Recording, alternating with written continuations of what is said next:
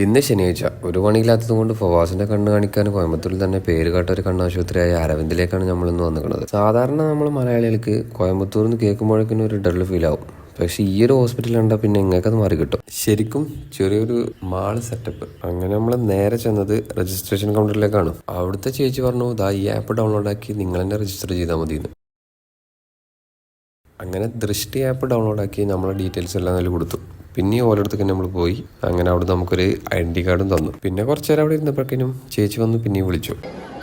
അങ്ങനെ ചേച്ചിയോടൊപ്പം പോയപ്പോഴാണ് വേറൊരാളെ കണ്ടത്. ഇതാണ് നമ്മളെ മാം കൃതിക. മാമിനോട് ഒരു ഹായ് പറഞ്ഞ് A3 സെക്ഷനിലേക്ക് വിട്ടു. അന്ധനായ ഫവാസിന് യെല്ലോ വാച്ചും എനിക്കൊരു ബ്ലൂ വാച്ചുമാണ് കെട്ടി തന്നത് ചേച്ചി. അവിടെ കുറച്ചു നേരം ഇരുന്നപ്പോഴേക്കും വീണ്ടും പേര് വിളിച്ചു. ആദ്യം വിളിച്ചത് പവാസ്, പിന്നെ വിളിച്ചത് നബാസ്, പിന്നെയാണ് ഫവാസ് എന്ന് വിളിച്ചു. അങ്ങനെ ഡോക്ടറെ കാണിച്ചൊരു ടെസ്റ്റും ചെയ്തു.